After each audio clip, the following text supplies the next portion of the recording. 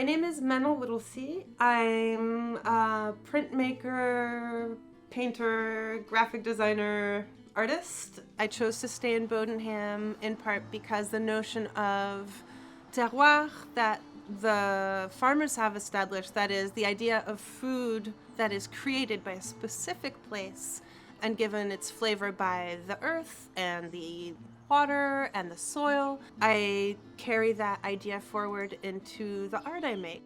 I've done a lot of graphic design for the town of Bodenham and around Bodenham. You've probably seen the work, so the logo for the town as well as the library. The latest work I've done in the local area is the logo for the Three Robbers pub. I've really enjoyed the support of the community, both in terms of being a vendor at market and seeing people come out and support the farmers, as well as art makers.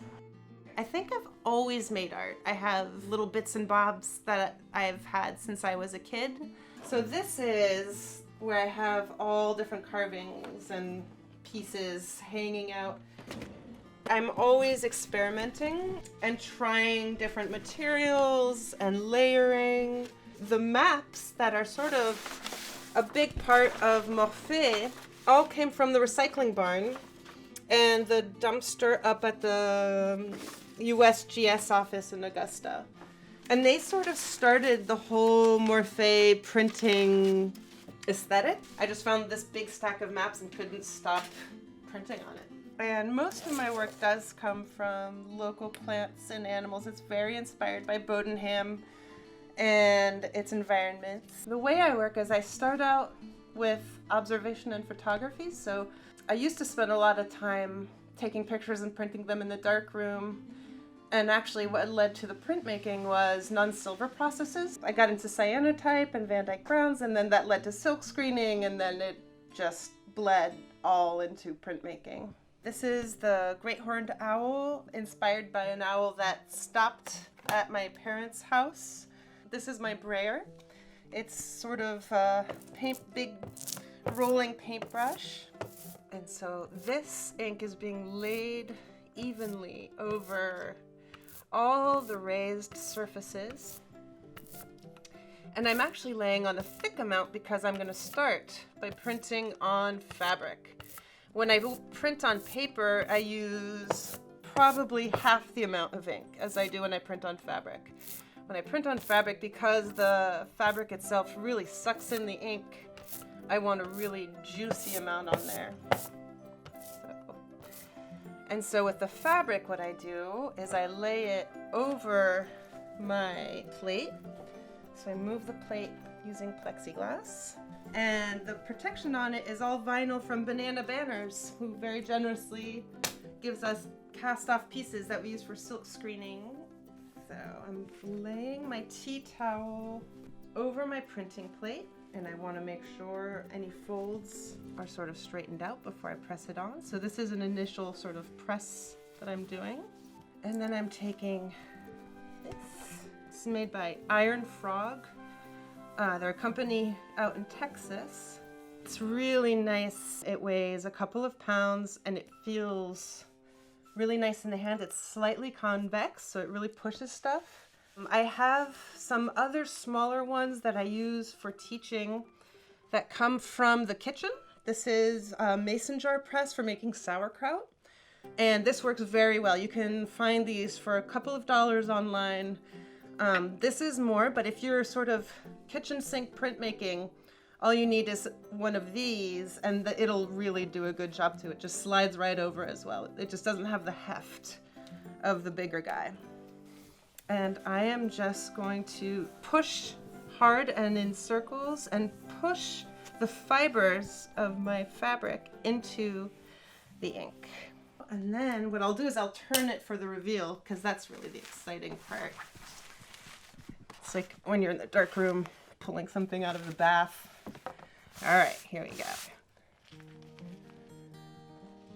And there is my great horned owl, and I think I did. Nope, I managed not to get that fold. It's a material called soft cut, and it's super rubbery. It's flexible. I have printed on walls or lampshades. I can do like a printed mural with this because it's not so hard that I can't just smush it.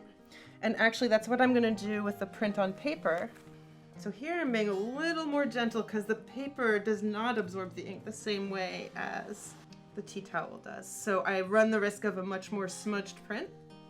So this is a print with another print from lace behind it, and then stitching, and then more prints on fabric. I use a lot of different surfaces. The scarves especially, these are sort of the most recent thing that I had gotten into, was the sort of more surface design and textile design aspect and repetition. And that has been sort of a growing side of what I've been doing, is using the stamps as sort of visual alphabet blocks to create a larger sentence. And so the multicolor ones, like the magnolias, actually there's a flower shape that I ink with color, and then the outline that I come and press on top of. So a lot of silk screens will have 4 color passes, like a blue, a red, a yellow, and a black. And this is just 2. This is just like color gradient and then black over it. So this is Speedball fabric and paper. I like it because it's oil-based, so it does take a while to dry, but it really doesn't wash out. But it's a water miscible oil, which means I can clean up with soap and water. And I actually use baby wipes a lot. And it's that lovely combination of both long-lasting and cleanup that's environmentally friendly. I don't like sending stuff down the pipes. That's not gonna be good. So here I'm mixing up sort of a light pink color. Take my brayer, bubblegum pink action, and make sure, okay, I've got the right side facing up so it'll match up nicely. I'm gonna just lay this on here and then give it a little press. Because the plexiglass is smooth, I usually slide right over it. Right now I'm just pressing so that I don't smudge. So that's color 1. And then color 2 is my black ink. Oop, and that's a little dry, so I'm gonna add a little more. So this is my line layer, which is my second layer. So now I'm gonna line up visually my black ink to my pink. Squish, squish, squish. And ta-da! So each of these has been printed that way. And so this carving was used for this one right here. One of the first places I start is the sketchbook. I'll sketch it out in a sketchbook, sort of without judgment or thinking about it. And a lot of times certain things will sort of stay with me and a certain image will get done over and over. So this one was a sketch done in Georgetown that then I scratched into plexiglass, and then I inked the plexiglass and wiped away so that the ink falls into the grooves. That's why they're all black right now. And then created these prints with it. So this technique, the more you wipe away, the more white it is. And so you get sort of different values of whites and lines. Intaglio techniques that I use a little die press. But this was just to show more the progression from sketchbook to plate to print that a lot of things go through. Some things will go through a progression of sketchbook to painting. Watercolor on wood is something I've been doing a lot of. So the sketchbooks are an important part of how I work from observation, where we'll be hiking or camping, and I'll print directly in there. This is just taking a little stamp ink and printing different pieces of foliage. This sketch actually was the basis for the poppy carvings that are on the scarves. So a lot of the carvings really start in the notebooks. And so the sketchbooks come after photography.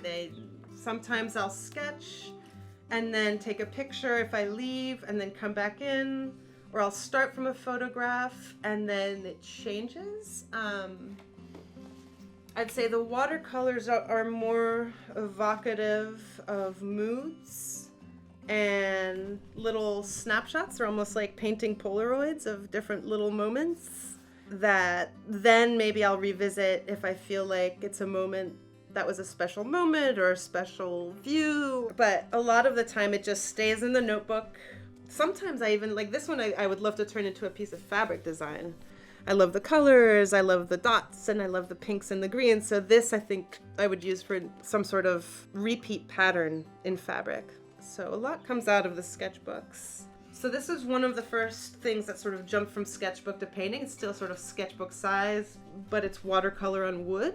One of the most recent developments where things are not just staying in the sketchbook, but coming out. Because that's the hardest part, is just getting going. Once you get going, you're good, but just starting can be the hardest part.